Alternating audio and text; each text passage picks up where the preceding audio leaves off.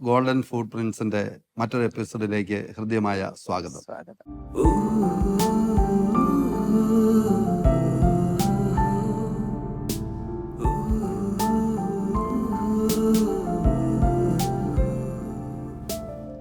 അച്ഛാ, കഴിഞ്ഞ എപ്പിസോഡിൽ നമ്മൾ പറഞ്ഞത് എങ്ങനെയാണ് പെൺകുഞ്ഞുങ്ങള് ചെറുപ്പം തൊട്ടേ നല്ലൊരു ജീവിത പങ്കാളിയെ, ഒരു ഇണയെ കിട്ടാൻ വേണ്ടിയിട്ട് പ്രാർത്ഥനയോടെ ഒരുങ്ങി ജീവിക്കേണ്ടതെന്നുള്ളതിനെ പറ്റിയാ.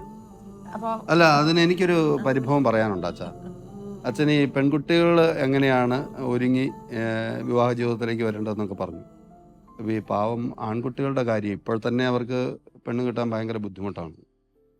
അപ്പൊ ഇത് ആൺകുട്ടികൾ അവരൊരുങ്ങണ്ടേന്നാണ് സാറ് ചോദിക്കുന്നത്. അതിന് ആ. പെൺകുട്ടികളെ പറയുന്നത് മുഴുവൻ കുറിച്ച് പറയുന്നതെല്ലാം ആൺകുട്ടികൾക്കും ബാധകമാണ്. വിശുദ്ധിയിൽ ജീവിക്കുന്നതിനെ പറ്റി ഈ ഒരുക്കം, ഈ റിസർവ് എന്ന് പറഞ്ഞില്ലേ, ആ ചേർന്ന ഇണ, ആ ചേർന്ന ഇണയ്ക്ക് വേണ്ടി ഈ ആൺകുട്ടി ചേർന്ന ഇണയ്ക്ക് വേണ്ടി പ്രാർത്ഥിച്ചൊരുങ്ങണം. അപ്പൊ അതുവഴി ഇപ്പം ജോബിനെ വഴിതെറ്റിക്കാൻ സാത്താൻ സാധിച്ചില്ല. കാരണം അവന് ദൈവം സംരക്ഷണ വലയം തീർത്തിട്ടുണ്ടായിരുന്നു, വേല് കിട്ടിയിട്ടുണ്ടായിരുന്നു.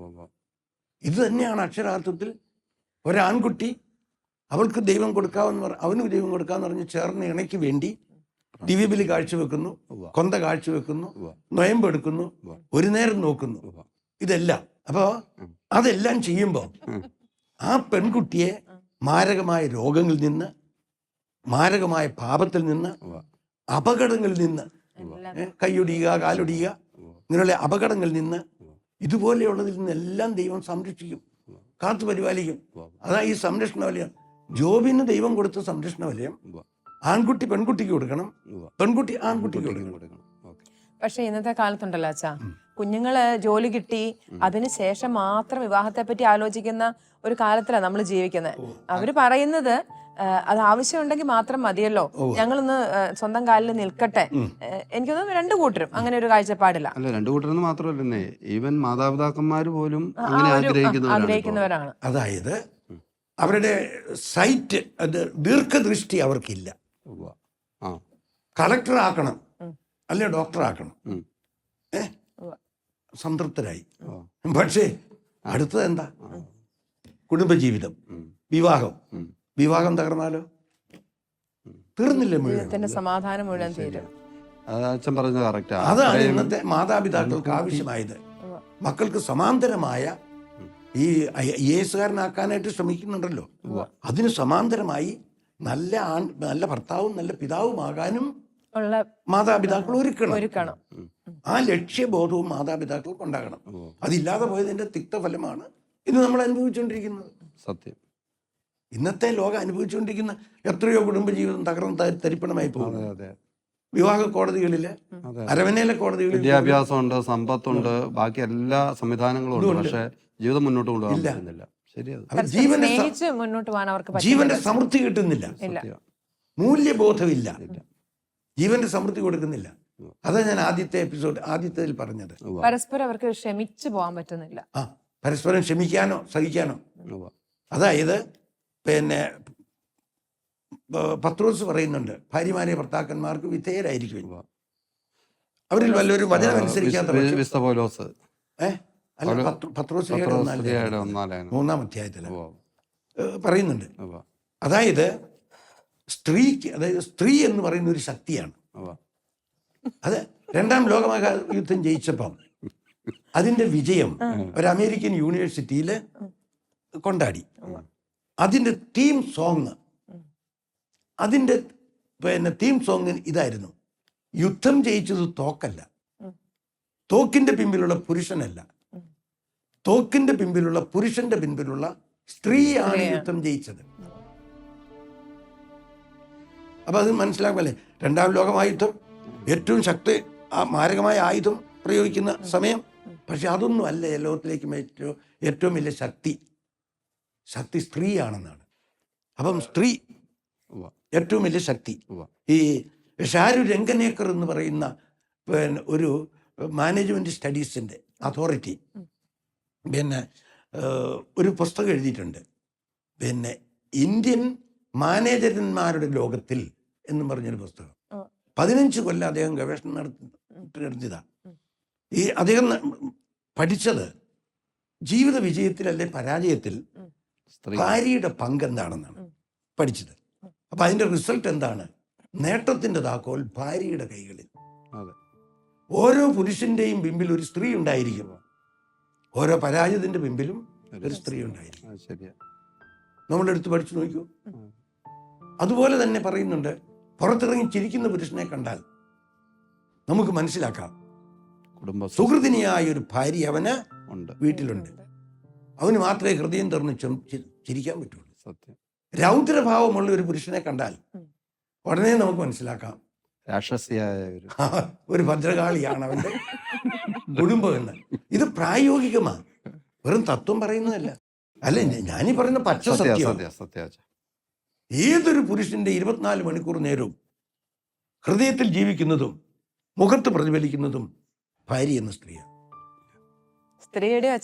സ്ത്രീയുടെ ഹൃദയത്തിലും മുഖത്തും പ്രതിഫലിക്കുന്നു ഭർത്താവ്. പിന്നല്ലാണ്ട് ഇപ്പുറത്തിതാണെങ്കിൽ അപ്പുറത്ത്. അതായത് എപ്പോഴും സന്തോഷവതിയായിരിക്കുന്ന, എപ്പോഴും മൂളിപ്പാട്ട് പാടി നടക്കുന്ന, എപ്പോഴും എന്താ പറയുന്നത്, എപ്പോഴും പ്രസരിപ്പുള്ള ഒരു സ്ത്രീയുടെ മനസ്സിലും ഇതുപോലെ ഈ ഭർത്താവിനോടുള്ള സ്നേഹം കാണും. അല്ലാത്ത എപ്പോഴും സ്ത്രീകൾക്കും എപ്പോഴും അസ്വസ്ഥതയും വിഷമവും തന്നെ ആയിരിക്കുമല്ലോ. ഈ സ്ത്രീയെ പുരുഷനെ കുറിച്ച് പറയുന്നു, സ്ത്രീയെ കുറിച്ച് അമ്മ ഒത്തിരി മിക്കവാറും ഞാൻ കേൾക്കുന്നു മൂളിപ്പാട്ടും പാടി നടക്കുക. രണ്ടുപേർക്കും ബാധകമാണ്. ഈ പുറത്തിറങ്ങി ചിരിക്കുന്ന സ്ത്രീയെ കണ്ടാൽ നമ്മൾ എന്താ മനസ്സിലാക്കുന്നത്? ചിലപ്പോ വീടിനകത്ത് ചിരിക്കാൻ പറ്റാഞ്ഞിട്ട് പുറത്തുനിന്ന് ചിരിക്കുന്നതാണെങ്കിലോ? അതൊക്കെ എല്ലാറ്റിനും ഈ മറുചോദ്യം ചോദിക്കുക എന്ന് പറയുന്നത് സ്ത്രീ സഹജമാണ്. സാറ് ചോദിച്ചില്ലല്ലോ, സ്ത്രീയല്ലേ ചോദിച്ചത്. അപ്പൊ അച്ഛൻ ഒരു കാറ്റഗറിയല്ലേ ഇപ്പം പറഞ്ഞിട്ടുള്ളൂ. ഇനിയിപ്പോ നമുക്ക് അടുത്ത കാറ്റഗറിയിലേക്ക് പോകണ്ടേ? അടുത്ത കാറ്റഗറി പിന്നെ ഉദരത്തിൽ വിശുദ്ധീകരണം സിദ്ധിച്ചവര്, അല്ലെങ്കിൽ ഒരുക്കം കിട്ടിയവര്, അല്ലെങ്കിൽ വിത്തിന് ഒരുക്കം കിട്ടിയവര്. ഉൽപാദന വർധനവിന്റെ രഹസ്യം വിത്തിന്റെ ഒരുക്കമാണ് എന്ന് ഒന്ന് പറഞ്ഞു വെച്ചായിരുന്നു നമ്മൾ, അല്ലേ? നമ്മളൊരു ഉദാഹരണം എടുത്താല്, പിന്നെ വേനൽക്കാലത്ത് തോട്ടത്തിൽ, റബ്ബർ തോട്ടത്തിൽ ധാരാളം പടുകുരുപ്പ പൊട്ടിമുളച്ച് തൈകൾ നിൽക്കാറുണ്ട്. നമ്മൾ ആരും അത് പറിച്ചു കൊണ്ടെന്ന് വെച്ച് തോട്ടം പിടിപ്പിക്കാറില്ല. എന്താ കാരണം? അത് ഒരുക്കം കിട്ടാത്ത തയ്യ, പടുകുരുപ്പ് വീണതാ. ഒരുക്കം കിട്ടിയ തയ്യിൽ നിന്ന് മാത്രമേ ഉൽപാദന വർധനവ് കിട്ടുള്ളൂ. ഇന്ത്യയിൽ തന്നെ നമുക്കറിയാലോ, ഈ ഹരിത വിപ്ലവം ത്തിലൂടെ നടന്നത് അത് തന്നെയാണ്. ഡോക്ടർ MS സ്വാമിനാഥൻ, നോർമൻ ബോർലോഗിന്റെ ഒരു ആശയം, അതിലെ ഏറ്റവും ഹൈബ്രിഡ് വെറൈറ്റീസ് ഓഫ് സീഡ്സ് ആണ്. അത് വിത്തിന്റെ ഒരുക്കത്തിലാണ്, വിത്തിന്റെ ക്വാളിറ്റിയിലാണ് ഈ ഉൽപാദന വർധനവ് ഇരിക്കുന്നത്. അത് സസ്യലോകം നമ്മെ പഠിപ്പിക്കുന്നത്. അപ്പം പിന്നെ the nature is the best teacher എന്നാണ് പറയുന്നത്. പ്രകൃതിയാണ് ഏറ്റവും നല്ല അധ്യാപകൻ. പ്രകൃതി പഠിപ്പിക്കുന്ന പാഠമായത്. ഉൽപാദന വർധനവിൽ നമുക്ക് ലഭിക്കണമെങ്കിൽ എന്ത് ചെയ്യണം? വിത്തൊരുക്കണം. കേരളീയരോട് അത് പ്രത്യേകം പറയണ്ട. ഇഞ്ചിയും കാച്ചിലും ചേനയും കപ്പത്തണ്ട് പോലും ഒരു മാസം ഒരു കീച്ചയെ കൊണ്ടുപോയി കുഴിച്ചു വെക്കും. വെട്ടിയെടുത്തിട്ട് നേരെ കൊണ്ടുപോയി വെക്കുകയില്ല. കപ്പത്തണ്ട് പോലും. അത് പ്രകൃതി നമ്മളെ പഠിപ്പിക്കുന്ന പാഠം. ഇത് മനുഷ്യനും ബാധകമാണ്. മനുഷ്യന്റെ ബാധകം എന്താ? വിത്തൊരുക്കണം. അപ്പം വിത്തെന്ന് പറയുന്നത് അണ്ടവും ബീജവും വിത്ത. അത് ഭാഗികമായ വിത്ത, പൂർണ്ണ വിത്തല്ല. രണ്ടും വിത്ത, പക്ഷെ ഭാഗികമായ വിത്ത. മനുഷ്യജീവന്റെ പൂർണ്ണ വിത്ത് ജനിക്കുന്നത് ഫള്ളോപ്പിൻ ട്യൂബിലാണ്, അമ്മയുടെ ഉദരത്തിലാണ്. അണ്ടവും ബീജവും ഒന്നാകുമ്പോഴാണ് പൂർണ്ണ വിത്ത് ജനിക്കുന്നത്. ഈ വിത്ത് മരിക്കും. പൂക്കൾ കൊടി മുറിക്കുമ്പോൾ വിത്ത് തീർന്നു, പിന്നെ തയ്യ. അപ്പം ഈ ഗർഭകാലത്ത് ഒരുക്കം കിട്ടാതെ ജനിക്കുന്ന കുഞ്ഞുങ്ങൾ, ആ കുഞ്ഞുങ്ങളിൽ നിന്ന് പിന്നെ ഫലം കിട്ടും, ഫലസമൃദ്ധി കിട്ടിയില്ല. അവിടെയാണ് അതിൻ്റെ വ്യത്യാസം. ഫലം കിട്ടും, ഫലസമൃദ്ധി കിട്ടിയില്ല. അപ്പം ഉദരഘട്ടത്തിൽ ഒരുക്കം കൊടുക്കണം, വിത്തിനൊരുക്കം കൊടുക്കണം. ഇതാ പ്രകൃതി പഠിപ്പിക്കുന്ന പാഠം. അച്ഛാ, ഈ പ്രകൃതി പാഠത്തിൽ നിന്ന് ഇനി അച്ഛൻ്റെ ഒരു ആക്ടിവിറ്റിയിലേക്ക് നമുക്കൊന്ന് പോകാം. കാരണം എനിക്ക് തോന്നുന്നു അച്ഛൻ ഇടവകയിലായിരുന്ന സമയങ്ങളിലെല്ലാം ഒരു പ്രധാന മിഷനായിട്ട് എടുത്തത് ഈ ഈ ഒരു സമയത്തെ ഒരുക്കത്തിന് വേണ്ടിയിട്ടാണ്. അതെ അതെ. അതിനെക്കുറിച്ച് ഒന്ന് ഒന്ന് സംസാരിക്കാം. സംസാരിക്കാം. അതേക്കുറിച്ച് പറയുമ്പോൾ ഇത് അങ്ങോട്ട് പറഞ്ഞപ്പം അതിൻ്റെ ഒരു ഫ്ലോ അങ്ങ് നഷ്ടപ്പെടും. ഞാനിപ്പോൾ ഈ പറഞ്ഞുകൊണ്ട് വന്ന ആ 3 പോയിന്റിനെ പറ്റി അച്ഛൻ സംസാരിക്കുന്നത്. ഇപ്പം ഞാൻ പറഞ്ഞുകൊണ്ട് വന്ന എന്തിനെ കുറിച്ചായിരുന്നു? ഫലസമൃദ്ധി ഫലസമൃദ്ധി. അതിന് വിത്തിന്റെ ഒരുക്കം വേണം. അപ്പം ജെറമിയായുടെ പുസ്തകത്തിൽ വ്യക്തമായിട്ട് ദൈവം പറയുന്നുണ്ട്, ജനിക്കുന്നതിന് മുമ്പേ ഞാൻ നിന്നെ വിശദീകരിച്ചു. അവിടെ ജനനം എന്ന് പറയുന്നത് ഭൂമിയിലോട്ടുള്ള ജനനമാണ്. അപ്പൊ വിത്തായിരിക്കുമ്പം നിന്നെ ഞാൻ വിശദീകരിച്ചു എന്ന് അതിൻ്റെ അർത്ഥം. അപ്പൊ ഇന്നത്തെ ലോകത്തിന് പറ്റിയ ഏറ്റവും വലിയ അപകടം എന്താണ്? വിത്തായിരിക്കുമ്പം ഒരുക്കം കൊടുക്കുന്നില്ല. അത് എന്താണ്? ശരീരത്തിന് കൊടുക്കുന്നുണ്ട്, ആശുപത്രി പോവുകയും പരിശോധിപ്പിക്കുക, അതല്ല. വൈറ്റമിൻസ് കഴിക്കുന്നുണ്ട്, ഒരു ആത്മീയമായ ഒരുക്കം. ആ ഒരുക്കം ഈ വിത്തായിരിക്കുമ്പോൾ കൊടുക്കണം. ജനിച്ചു കഴിഞ്ഞ് കൊടുക്കുന്ന ഒരു ഒരുക്കം പച്ച ഇരുമ്പേ തല്ലാണ്.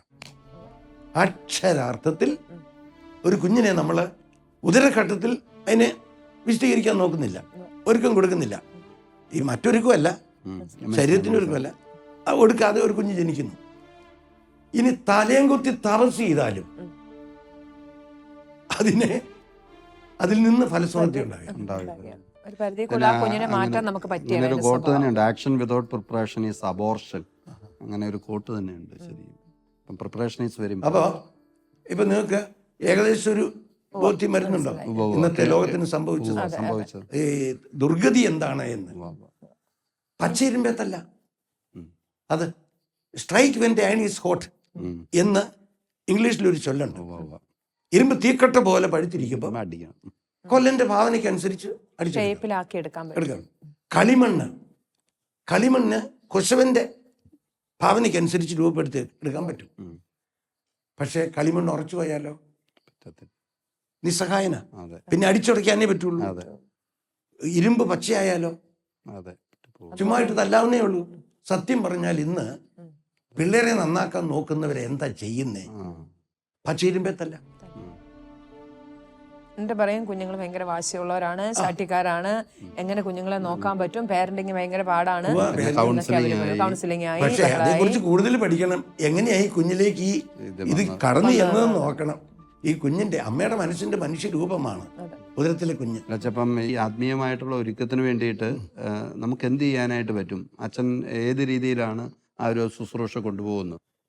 അപ്പം പിന്നെ ഒരു പെൺകുട്ടി ഗർഭിണിയാണെങ്കിൽ എൻ്റെ ഇടവകയിൽ ഞാനിരുന്നപ്പം പിന്നെ ആൾക്കാർ എൻ്റെ അടുക്ക വരും, മാതാവോ പിതാവോ അല്ലെ ചേട്ടനോ ചേട്ടത്തി ആരെങ്കിലും വരും. അച്ഛൻ എപ്പോഴാണ് വീട്ടിൽ വരുന്നതെന്ന് ചോദിക്കാൻ, ഫോൺ വിളിച്ച് ചോദിക്കുകയല്ല. ഒരു പ്ലാഷനാൽ എന്ന് പറയുന്ന ഒരു അതിൻ്റെ സമ്പന്ന ജീവിക്കുന്ന ഇടവകയാണ്, വളരെ വിദ്യാസമ്പന്നരുള്ള ഒരു നാടുമാണ്. ഫോണിൽ കൂടെ വിളിച്ച് അച്ഛാ മകള് ഗർഭിണിയാ, അച്ഛൻ എപ്പോഴാ ഉപദേശം കൊടുക്കാൻ അവർ ചോദിക്കുകയല്ല. പള്ളിമുറി വരും, ഗർഭിണിയല്ല വരുന്നത്, ഗർഭിണിയോട് ബന്ധപ്പെട്ടവര്. അപ്പൊ ഞാന് വൈകുന്നേരം പോകുന്നത്. അപ്പൊ എല്ലാരും ഉണ്ടല്ലോ, വീട്ടുകാരും കൊച്ചു പിള്ളേരും വലിയവരും എല്ലാം ഉള്ള സമയം. അതായത് ഈ ഗർഭിണിയായ സ്ത്രീക്ക് മാത്രമായിട്ടല്ല, എല്ലാവരും ഉണ്ടാവും. എല്ലാരും കൂടെ നോക്കിയാലേ നമുക്കൊരു നല്ല കുഞ്ഞിനെ വാർത്തെടുക്കാൻ പറ്റുള്ളൂ സമയത്ത്. അപ്പൊ പറഞ്ഞാൽ ഒരു ഗർഭിണി പിന്നെ മനുഷ്യ സ്ത്രീയല്ലേ, എപ്പോഴും അവിടെ താടിക്ക് തട്ടിക്കൊണ്ടിരുന്നാല് നമ്മളെ എത്ര ഉപദേശം കൊടുത്താലും അവൾക്ക് ചെയ്യാൻ പറ്റുമോ? പറ്റിയല്ല. കുടുംബം മുഴുവൻ നോക്കണം, ജീവിക്കുന്ന സാഹചര്യം സപ്പോർട്ട് ചെയ്യുന്ന രീതിയിലാക്കും. പരിസരം തീർത്തിടും മൂശയാലെ നരനൊരു ജീവിത രൂപമേലും. പരിതസ്ഥിതിയാണ് മനുഷ്യനെ രൂപപ്പെടുത്തുന്നതെന്ന് ഒരർത്ഥത്തിൽ പറയാൻ പറ്റും. ചെന്ന വളർത്തിയ പിള്ളേരുണ്ടല്ലോ, കരടി വളർത്തിയ പിള്ളേരുണ്ടല്ലോ, ഇത് ചരിത്രമാണല്ലോ. റോമാ നഗരം സ്ഥാപിച്ചത് റോമൂസും ആണ്. അത് ചെന്നാ പിന്നെ വളർത്തിയ പിള്ളേരാണെന്നൊക്കെ അത് പുരാണമായിരിക്കാം. പക്ഷെ ഇത് പുരാണമല്ല, ഇത് ചരിത്രമാണ്. ഇത് പിള്ളേർക്ക് പഠിക്കാൻ പോലും ഉണ്ടായിരുന്നു. പിന്നെ അമലയുടെയും വിമലയുടെയും പേര് പറഞ്ഞ് ഈ 2 ചെന്നാ നടത്തിയ പിള്ളേരെ പിടിച്ചുകൊണ്ട് വന്നത്. അവിടെ അത് നമ്മുടെ വിഷയം മാറിപ്പോ. പരിതസ്ഥിതിയുടെ സ്വാധീനം. അവിടെ ചെന്ന് നമുക്ക് പിന്നെ സുവാറക്കാലം എന്നും പറഞ്ഞ് ആരാധനക്രമത്തിൽ 9 കാലങ്ങളിൽ ഒരെണ്ണം സുവാറക്കാലം. അത് മംഗളവാർത്ത കാലം. സുവാറക്കാലം. ആ കാലത്ത് തിരുസഭ 25 ദിവസം നൊയമ്പെടുത്ത് പ്രത്യേകമായ ഭക്താനുഷ്ഠാനങ്ങളൊക്കെ നടത്തി ഒരു നേരം നോറ്റും ഒക്കെ തിരുസഭ ഒരുങ്ങുന്ന ഒരു കാലഘട്ടമാണ് 25 ദിവസം. അത് എന്തിനാ? രക്ഷകന്റെ വരവിന് വേണ്ടിയുള്ള ഒരുക്കമാണ്. ഈ 25 ദിവസത്തെ ഒരുക്കം വീട്ടിൽ കൊടുക്കണം. അത് എപ്പോൾ തുടങ്ങണം? അത് ഒരു 10 മാസം, അതായത് 9 മാസവും 10 ദിവസവുമാണ് കൃത്യം പറഞ്ഞാൽ ഈ സുവാറക്കാലം ഭവനത്തിൽ വീട്ടില് ഒരു പെൺകുട്ടി ഗർഭിണിയാണെന്ന് അറിയുമ്പോഴേ നമുക്ക് ചെയ്യാൻ പറ്റുള്ളൂ. അറിയുമ്പോൾ മുതൽ നമ്മൾ എന്ത് ചെയ്യണം? കുഞ്ഞിന് വേണ്ടി നമ്മുടെ വീടും പരിസരവും അമ്മയുടെ ഉദരവും എല്ലാം ഒരുക്കണം. വീട്ടിലുള്ളവരെല്ലാം ഏതെല്ലാം വിധത്തിൽ ഒരുക്കാം, കുഞ്ഞിന് ഒരുക്കം കൊടുക്കാൻ പറ്റുമോ ആ വിധത്തിലൊക്കെ. അതെങ്ങനെയാ അവർ ഒരുങ്ങേണ്ടത്? അതിനെ കുറിച്ചൊന്ന് പറയാം. അവരോ അപ്പൊ ഒരുങ്ങേണ്ടതെന്ന് പറഞ്ഞു കഴിഞ്ഞാല്, ഇപ്പം ഈ പെൺകുട്ടിക്ക് പിന്നെ കോപം, ഭയം, ദുഃഖം, ഇതാണ് നിഷേധാത്മകമായ വികാരങ്ങൾ. ഈ കോപം, ഭയം, ദുഃഖം ഉണ്ടാകാതിരിക്കാൻ പരമാവധി പരിശ്രമിക്കണം. ഭർത്താവും വീട്ടുകാരും ശ്രദ്ധിക്കണം. എല്ലാവരും ഇത് മനസ്സിലാക്കിയിരിക്കണം. അത് നമ്മൾ കണ്ടുപഠിക്കേണ്ടത് ഈ അതായത് പുരാതന പിന്നെ ബ്രാഹ്മണ കുടുംബങ്ങളിൽ ഒരു വിശാലമായ മുറിയുണ്ട്. തളം എന്നാണ് അതിന് പേര് പറയുന്നത്. ഈ പെൺകുട്ടിയെ താമസിപ്പിക്കുന്ന തളത്തിലാണ്. അപ്പൊ ആ തളത്തിന്റെ ഓരോരുത്തരുടെയും ഭാവന അനുസരിച്ച് അവരുടെ ദേവന്മാരുടെയും ദേവിമാരുടെയും പിന്നെ നല്ല പ്രകൃതി സീനറി ഇതുപോലെയുള്ളതെല്ലാം പിന്നെ ആപ്തവാക്യങ്ങള് ഇതെല്ലാം എഴുതി വെക്കും. അല്ല ഈ പണ്ടത്തെ കാലത്ത് ഇതെല്ലാം ഗർഭിണിയെ സ്വാധീനിക്കും, ഉദരത്തിലെ കുഞ്ഞിനെ ബാധിക്കും എന്നുള്ള അറിയാവുന്നുണ്ട്. പിന്നെ ഒരു ഭീകര ദൃശ്യങ്ങൾ ഇവിടെ കാണിക്കില്ല. സെൻസർ ചെയ്ത് മാത്രമേ തളത്തിലേക്ക് വാർത്ത വിടുകയുള്ളൂ. ഈ പെൺകുട്ടിയെ അസ്വസ്ഥപ്പെടുത്തുന്ന കാര്യങ്ങളൊന്നും അറിയിക്കുകയില്ല. ഇല്ലില്ല. ഭർത്താവ് മരിച്ചാൽ പോലും അറിയിക്കില്ല, പ്രസവം കഴിയാതെ അറിയില്ല. ഇന്ന് സ്ത്രീകൾ നമ്മുടെ ടിവിയുടെ മുമ്പിൽ ഇരിക്കുമ്പോൾ ഇതെല്ലാം തകർന്നു. അല്ല, ഇന്ന് ഇവരുടെ പ്രത്യേകത ഞാൻ പറഞ്ഞത്. അപ്പൊ അവര് പ്രായം കൂടി കൂട്ടുകുടുംബമാണല്ലോ. അപ്പൊ അവിടുത്തെ കാരണവര് എല്ലാ നിർദ്ദേശങ്ങളും കൊടുക്കും വീട്ടിലുള്ളവർക്ക്. ഈ പെൺകുട്ടി ഗർഭിണിയാണെങ്കിൽ അവൾ രാജകുമാരിയാണ്. കാരണം അനന്തരാവകാശി അവളുടെ ഉദരത്തിലുണ്ടല്ലോ. അല്ല, മാത്രമല്ല അവളുടെ മനസ്സിന് മുറിവേറ്റ് കഴിഞ്ഞാൽ അത് ഉദരത്തിലെ കുഞ്ഞിനെ ബാധിക്കും. ആ മുറിവ് മാറ്റാൻ ഒരു ശാസ്ത്രത്തിനും സാധിക്കില്ല. കൊച്ചിന്റെ മനസ്സിനേക്കുന്ന മുറിവ്, അമ്മയുടെ മനസ്സിനേക്കുന്ന മുറിവ് കൊച്ചിന്റെ മനസ്സിന് വെക്കും. അമ്മയുടെ മനസ്സും കൊച്ചിന്റെ മനസ്സും പിന്നെ അമ്മയുടെ മനസ്സിന്റെ ട്രൂ കോപ്പിയാ, അല്ലെങ്കിൽ എക്സ്റ്റൻഷനാ കുഞ്ഞിന്റെ മനസ്സെന്ന് പറയുന്നത്. അപ്പൊ ഈ ഗർഭകാലത്ത് നിഷേധാത്മകമായ വികാരങ്ങൾ, കോപം, ഭയം, ദുഃഖം, ഇത് ഈ ഗർഭിണിയെ ബാധിക്കാതിരിക്കാൻ വീട്ടിലുള്ളവരെല്ലാവരും ശ്രദ്ധിക്കണം. ഞാൻ എളുപ്പത്തിന് വേണ്ടിയാണ് ഈ ബ്രാഹ്മണ കുടുംബങ്ങളെ എടുത്ത് കാണിച്ചത്. അപ്പൊ അതുകൊണ്ട് എന്തു വേണ്ടി? പട്ടണിൽ പൊട്ടനില്ല, കടലടക്കാൻ ഒരു തുള്ളി കടൽ വെള്ളം മതി എന്നാ പറയുന്നത്. അവരുടെ ഇടയിൽ കുറ്റവാളികൾ കുറവാണ്, അല്ലേ? അത് ഇപ്പം പിന്നെ ഈ നമ്മളിപ്പോഴും അവരെ വിളിക്കുന്നത് തിരുമേനി എന്നല്ലേ. ഇന്നലെ ഉണ്ടായ കൊച്ചിനെയും എടാന്നല്ല വിളിക്കുന്നത്, തിരുമേനി എന്നാ വിളിക്കുന്നത്. ഇന്നും അവർക്ക് ഔന്നത്യമുണ്ട്. അതിന്റെ കാരണം അവരുടെ ഇടയിൽ കുറ്റകൃത്യങ്ങൾ കുറവാണ്, അല്ലേ? കുറ്റവാളികൾ കുറവാണ്. നമ്മുടെ പത്രങ്ങളും നമ്മുടെ മാധ്യമങ്ങളും എല്ലാം എടുത്താൽ മതി. ദൃശ്യമാധ്യമങ്ങൾ അല്ലെങ്കിൽ ഇലക്ട്രോണിക് മാധ്യമങ്ങളും പ്രിന്റ് മാധ്യമങ്ങളും എടുത്താൽ മതി. ഒരുക്കത്തിന്റെ റിസൾട്ടാണ് അത് നമുക്ക് കാണാനായിട്ട് വരും. അതാ പറഞ്ഞേ, കടലടക്കാൻ ഒരു തുള്ളി കടൽ വെള്ളം മതി എന്ന് പറയുന്നതിന്റെ ധ്വനി അതാണ്. അത്രേ അവർ ശ്രദ്ധിക്കുന്നുണ്ട് ഗർഭിണിയെ ഒരുക്കാൻ. ഒരു കാര്യം പറഞ്ഞു, ഇത്ര പോലെ ഈ നിഷേധാത്മകമായിട്ടുള്ള ചിന്തകള്, അതുപോലെ ദൃശ്യങ്ങള്, ഇനിയും ഇതേപോലെ കുറെ കാര്യങ്ങളും കൂടെ ശ്രദ്ധിക്കാനില്ലേ? ഉണ്ട്, ഒത്തിരി കാര്യങ്ങൾ. അങ്ങനത്തെ പ്രേക്ഷകർക്ക് വേണ്ടിയിട്ട് ഒന്ന് ഞാൻ പറഞ്ഞു വന്ന ഇതാണ്, ഈ നൂറ്റാണ്ടുകളായിട്ടുള്ള ഒരു ഭാഷയുടെ സമ്പത്താണ് ഈ ശൈലി എന്ന് പറയുന്നത്, ചൊല്ലുകൾ എന്നൊക്കെ പറയുന്നത്. അത് അനുഭവ അധിഷ്ഠിതമായ സത്യം മൂർത്തിഭവിച്ചുണ്ടായതാ ഈ ചൊല്ലുകള്. അതിലൊന്ന് ഈ കടിഞ്ഞൂൽ പൊട്ടൻ എന്ന് പറയുന്നത്. അതല്ലേ പിന്നെ ഒന്നാണ് പടുകുരുപ്പ. ഇതൊക്കെ ഡിക്ഷണറിയിലുള്ള പദങ്ങളാണ്. ഇതൊക്കെ അതിന് വ്യാഖ്യാനം കൊടുത്തിട്ടുണ്ട്. അപ്പം വാസ്തവത്തിൽ എന്തുകൊണ്ടാ ഈ മൂത്തതൊക്കെ പൊട്ടനായി തീരുന്നേ എന്നുള്ളത് മറ്റവരോട് താരതമ്യം ചെയ്ത് പഠിച്ചാൽ ഇവിടെ വളരെ വ്യക്തമാണ്. യാതൊരു ഒരുക്കവും ഇല്ലാതെ ജന്മം കൊടുക്കുന്നതുകൊണ്ടാണ് ഇത് ഇങ്ങനെ മോശമായിട്ട് വരുന്നത്. അല്ലെങ്കിൽ 100% സത്യമല്ല, പക്ഷെ അതിനകത്ത് സത്യം ഉണ്ട്, ആർക്കും നിഷേധിക്കാൻ പറ്റില്ല, അല്ലല്ലേ? ആ, അപ്പം അത് ഇപ്പം 2ാമത്തെ എപ്പിസോഡിൽ നമ്മളിപ്പം പറഞ്ഞു വെക്കുന്നത് മേൽജാതിക്കാരുടെ ഒരുക്കത്തെക്കുറിച്ചാണ് നമ്മൾ പറഞ്ഞുകൊണ്ടിരുന്നത്. അപ്പോൾ നമ്മൾ ഹൃദയത്തിൽ ജനിക്കുന്ന കുഞ്ഞുങ്ങളുടെ സവിശേഷതകൾ കണ്ടു. അച്ഛൻ ഇപ്പൊ പറഞ്ഞുകൊണ്ടിരിക്കുന്നത് നമ്മൾ ഉദരത്തിൽ ജന്മം കൊടുക്കുന്ന കുഞ്ഞുങ്ങൾ എങ്ങനെ വിശുദ്ധിയോടെ നമുക്ക് ഉദരത്തില് കുഞ്ഞുങ്ങൾക്ക് ജന്മം കൊടുക്കാം, ഉദരത്തിലായിരിക്കുന്ന സമയത്ത് അമ്മയും കുടുംബത്തിലുള്ള എല്ലാവരും എങ്ങനെ ആ കുഞ്ഞിനു വേണ്ടി തങ്ങളുടെ വികാരങ്ങളെ നിയന്ത്രിക്കണം, സന്തോഷം, സങ്കടം, കോപം, ഇങ്ങനെയുള്ള വികാരങ്ങളൊക്കെ എങ്ങനെ ആ കുഞ്ഞിനെ ബാധിക്കും, അതിന്റെ മാനസിക വളർച്ചയെ ബാധിക്കും എന്നുള്ള കാര്യങ്ങളാണ് നമ്മൾ പറഞ്ഞുകൊണ്ടിരിക്കുന്നത്. വാർത്തകളും എല്ലാം അതേ ഞാൻ പറഞ്ഞത്. സുവർണകാലത്ത് തിരുസഭ ഒരുങ്ങുന്നു. അതെ, അതുപോലെ 2 സഭയാ, ഗാർഹിക സഭയും സാർവത്രിക സഭയും. സാർവത്രിക സഭ സുവർണകാലത്ത് ഈശോയുടെ വരവിന് വേണ്ടി കാത്തിരിക്കുകയും ഒരുങ്ങുകയും ചെയ്യും, ഒരുങ്ങുന്നു. ഇതുപോലെ ഉദരത്തിലെ കുഞ്ഞ്, അതായത് ഒരു വീട്ടിലൊരു കുഞ്ഞ് ജനിക്കുമ്പോൾ ആ സുവർണകാലം എന്ന് പറയുന്നത് ഈ കുഞ്ഞ് ജനിക്കുന്നത് വരെയുള്ള കാലഘട്ടമാണ്. ആ കാലഘട്ടം തിരുസഭ ഒരുങ്ങിയതുപോലെ ഗാർഹിക സഭയും ഒരുങ്ങേണ്ടതുണ്ട്. അപ്പം പ്രിയപ്പെട്ട പ്രേക്ഷകരെ, അച്ഛൻ സംസാരിച്ചതുപോലെ, നമ്മളെ ബോധ്യപ്പെടുത്തിയതുപോലെ, തിരുസഭ മംഗളവാർത്താ കാലത്ത്, സുവാറക്കാലത്ത് എങ്ങനെയാണോ രക്ഷകന്റെ വരവിന് വേണ്ടിയിട്ട് ഒരുങ്ങിയത്, അതുപോലെ ഓരോ കുടുംബവും, ഗാർഹിക സഭയും, അതെ, ഒരു കുഞ്ഞ് ജനിക്കുന്നു, ഒരു ജന്മം കൊണ്ട് ഉദരത്തിൽ എന്നറിയുമ്പോൾ തന്നെ അതിനെ സ്വീകരിക്കുന്നതിന് വേണ്ടിയിട്ടുള്ള ഒരു ഒരുക്കത്തിലായിരിക്കണം. അപ്പോഴാണ് യഥാർത്ഥത്തിൽ ഭൂമിയിൽ പ്രകാശമുള്ള കുറെ വിശുദ്ധരായിട്ടുള്ള മക്കൾക്ക് ജന്മം കൊടുക്കാനായിട്ട് നമുക്ക് സാധിക്കുന്നത്. അതിനു വേണ്ടിയിട്ടുള്ള ഒരുക്കങ്ങൾ ഇപ്പോൾ തന്നെ ഓരോ കുടുംബവും ആരംഭിക്കട്ടെ എന്ന ആശംസയോടെ, പ്രാർത്ഥനയോടെ ഈ എപ്പിസോഡ് ഇവിടെ അവസാനിപ്പിക്കുന്നു.